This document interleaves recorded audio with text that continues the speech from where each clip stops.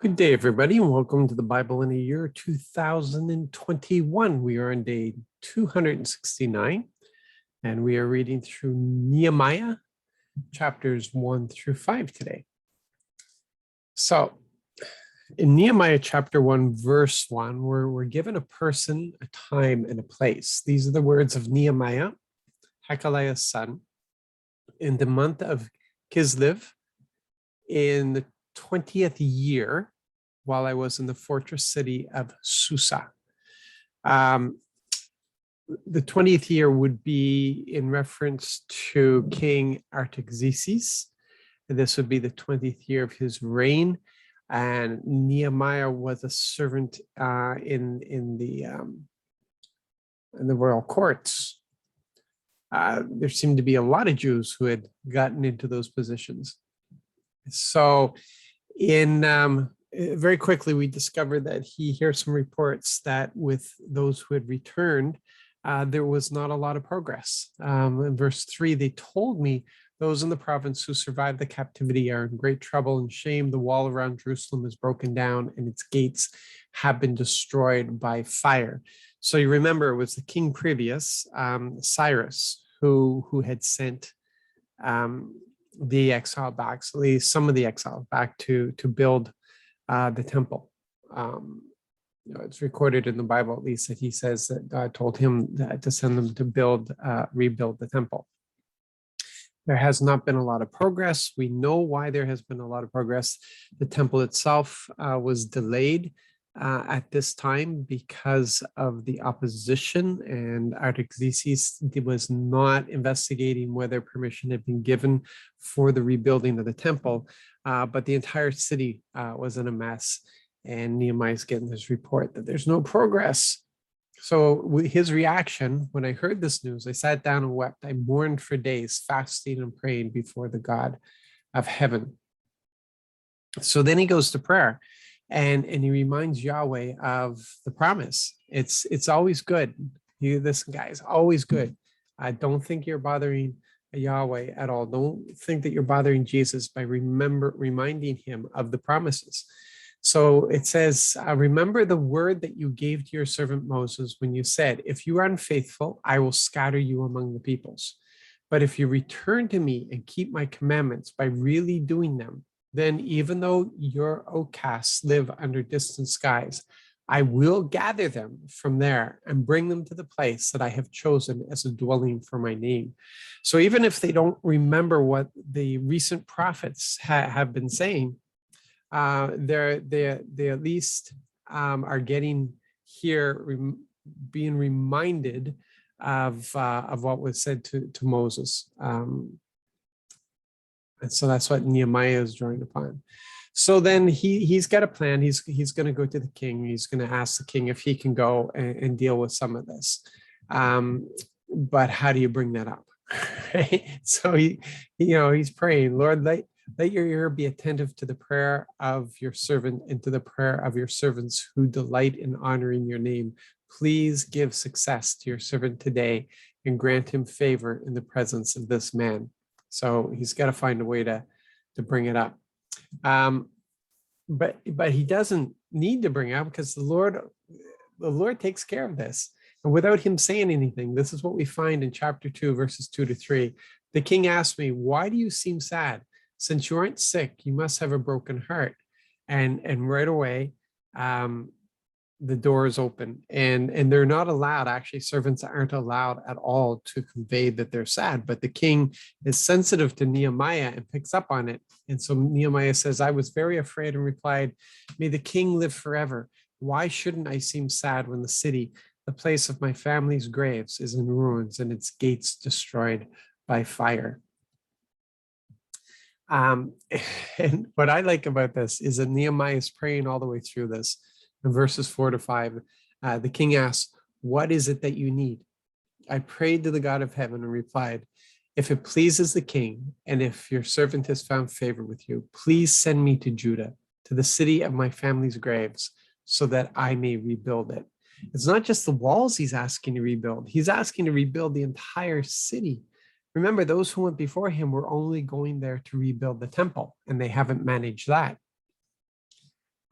So in verse 8, we're seeing just an example. I just picked this out as an example of Nehemiah's bold faith here.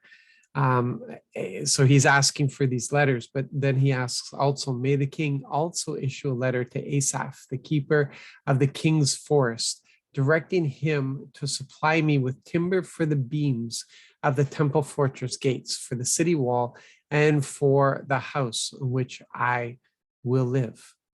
The king gave me what I asked, for the gracious power of my God was with me. Yeah, you see who he credits that to, right? He takes no credit for himself. And in this way, we see a difference between him and Ezra. And there's one very simple thing in verse 9. So I went to the governors of the province beyond the river and gave them the king's letters. The king had sent officers of the army and cavalry with me. Remember, with Ezra, they asked the Lord to give them favor on the journey, which is months long in the journey, because he didn't want to ask the king for protection because they had been bragging up the Yahweh. So they were just leaning on Yahweh. Whereas Nehemiah has no reservation whatsoever, and he's glad to go with an army. But in other places, we see Nehemiah having huge faith, just even being able to have it in his heart that he's going to talk to the king. He doesn't know how he's going to do this, but bang, the Lord opens the way for him. It's just amazing stuff. In verse 13, he didn't waste any time at all. He was there to build that gate, to build the city. I went out by night through the valley gate, past the dragon spring, to the dung gate, so that I could inspect the walls of Jerusalem that had been broken down, as well as its gates, which had been destroyed by fire. He went at night so nobody would know what he was doing, so nobody would interfere with what he was doing, and nobody could distract him. That's just the kind of guy he was. And then after he does his inspection, he goes to the people and he reveals why he's there in verses 17 to 18. So I said to them, you see the trouble that we're in. Jerusalem is in ruins and its gates are destroyed by fire. Come, let's rebuild the wall of Jerusalem so that we won't continue to be in disgrace. I told them that my God had taken care of me and also told them what the king had said to me. Let's start rebuilding, they said, and they eagerly began the work. This is while the work on the temple is on hold. Isn't that strange? And then in verse 20, there's opposition, just as Ezra was facing opposition. There's opposition here, and the God of heaven will give us success. He replies to the opposition. As God's servants, we will start building, but you will have no share, right, or claim in Jerusalem. So this now sets them up to have some enemies. Isn't that nice? Oh, it's nice to have enemies, right? Even when you're just doing what you're supposed to be doing. It's just the way it is. So anyway, in chapter 4, verses 1 to 3, we see that the enemies have started up on their mockery and they're not going to stop. When Sanballat heard that we were building the wall, he became angry and raged. He mocked the Jews, saying in the presence of his associates and the army of Samaria, what are those feeble Jews doing? Will they restore things to themselves? Will they offer sacrifices? Will they finish it in a day? Will they revive the stones from the piles of rubble, even though they are burned? Tobiah, the Ammonite, who was beside him, added, if even a fox climbs on whatever they build, their wall of stones will crumble. Now, these things are being said because it's intended that it will come back to the Jews, that they will hear of it and be discouraged. And then we see more of the opposition in verses 8, 9, and go to 11. They plotted together to come and fight against Jerusalem and to create a disturbance in it. They plotted together to come and, I repeated myself there, isn't that nice? Meanwhile, our enemies were saying, before they know or see anything, we can be in their midst and start to kill them. We'll stop the work. So they think. So Nehemiah's response to this, after reviewing this, I stood up and said to the officials, the officers and the rest of the people, don't be afraid of them. Remember that the Lord is great and awesome. Fight for your families, your sons, your daughters, your wives, and your houses. In verse 15, then our enemies heard that we had found out and that God had spoiled their plans. So we all returned to doing our own work on the wall. Yeah, the Lord has just that habit of doing that, right? And we know that they worked in preparedness. They worked with a sword strapped to them, and some would stand guard while others worked, and so on. So the task was a little harder, but they were doing what they needed to do.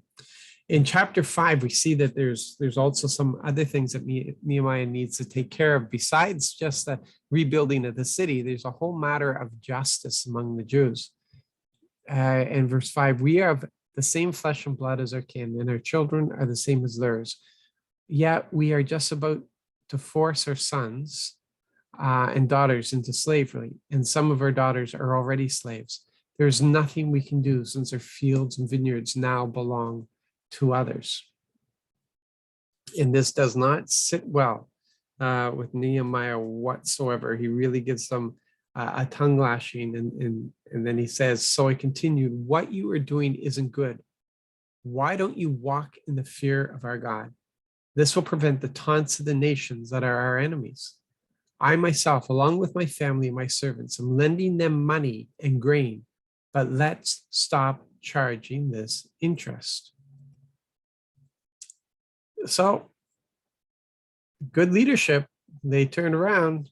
In verse 12, there was repentance. They replied, we'll return everything and we won't charge anything else. We'll do what you've asked. So I called the priests and made them swear to do what they had promised. And then we see that Nehemiah is a unique leader. He identifies with the rest of the Jews. He won't put himself in a higher position. He doesn't want to discourage them. In verse 14, in addition, from the time that I was appointed to be their governor to the land in the land of Judah, that is from the 20th to the 32nd year of King Artaxerxes. So he was there for 12 years, for a total of 12 years. Neither I nor my family ate from the governor's food allowance. That says a lot about his leadership. Okay, so a lot there to digest. Such boldness and righteousness and doing the right thing, always doing the right thing, even if it's going to cost you. I can't emphasize that enough. We've got to live a life of doing the right thing, even if it's personally going to cost us. There's more blessing in that than in trying to hold on to things that we're meant to give away. Okay, so be blessed. Have a wonderful day, and we will catch up with each other tomorrow.